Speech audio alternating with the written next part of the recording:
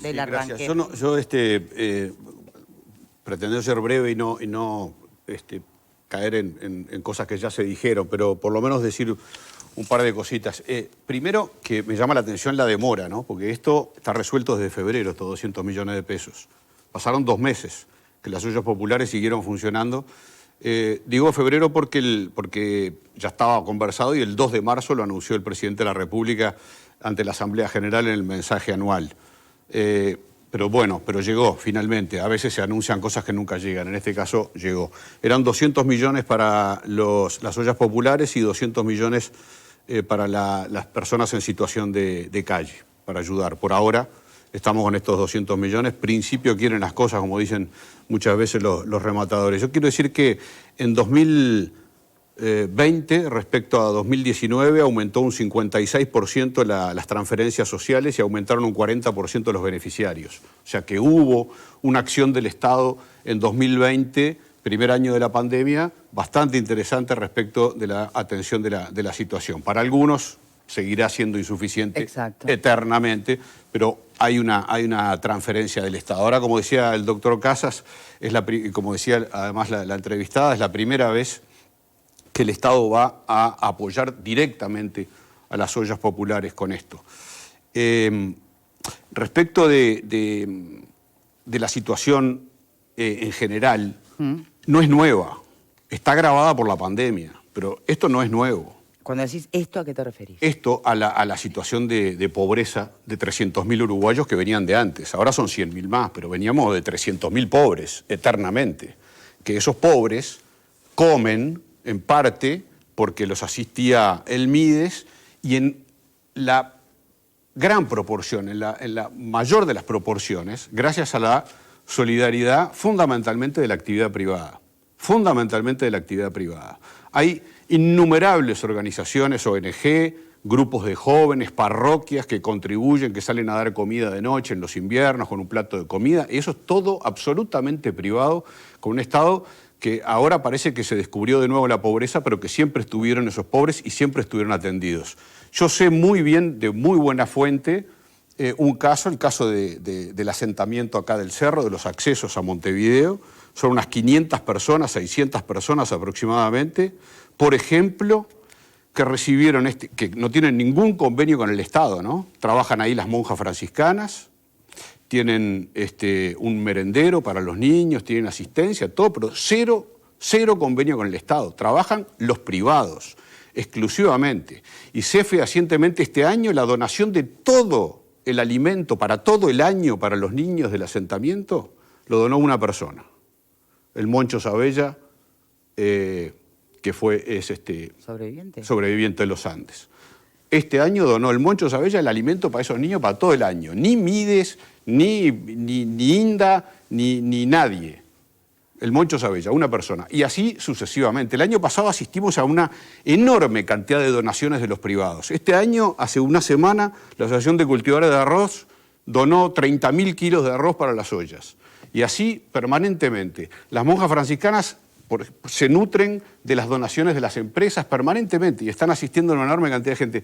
Hay una solidaridad por abajo de estos 200 millones que se van a entregar ahora, que es de las empresas, que es del capital. Muchas veces cuando se los ataca, que las empresas, hay un trabajo de privados, de jóvenes, de empresas, que le daban de comer a muchos de esos 300.000 pobres que ahora afloran como por arte de magia y suben 100.000 más y ahora parece que es todo un mundo cuando esas personas hace mucho tiempo, no un año, 5, 10, 15, 20 años, que están pobres, que son pobres.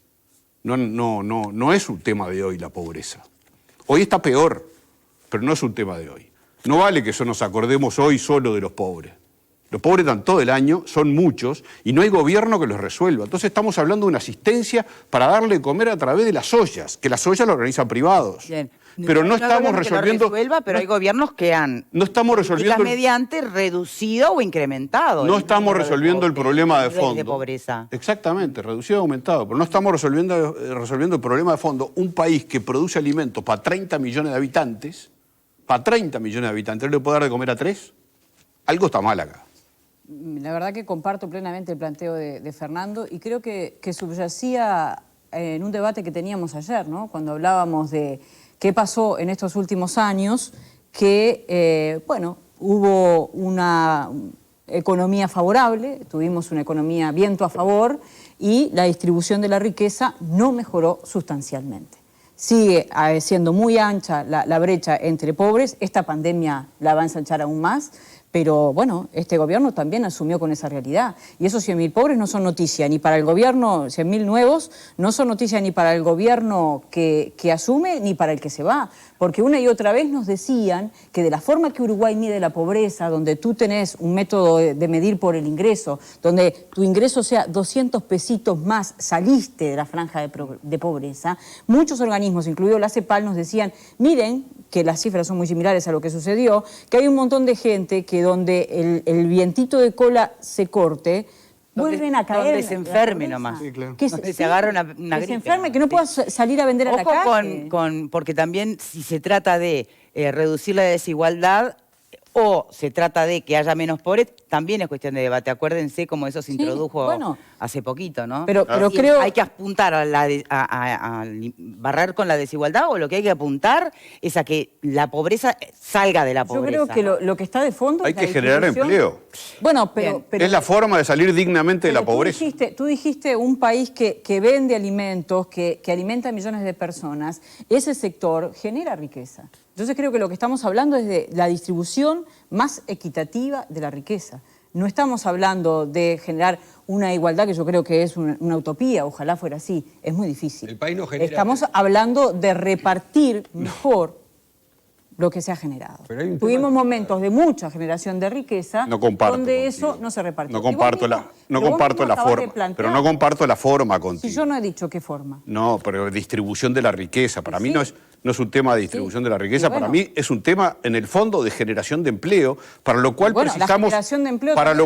precisamos mucho más capital invertido de parte de los privados, capital nacional, capital extranjero, que se fomente, los Maya Oro, que a Andrade ayer no le gustaban nada. Vamos a seguir esperando que la copa derrame, o sea, que se llene la copa para que derrame la No hay otra forma, Verónica. Bueno, es un tema ideológico, pero no hay otra forma. No es ideológico, es real. Si no alentás ha funcionado, Fernando. Si no alentás a los que generan... Como no ha funcionado, es lo único que ha funcionado en el mundo.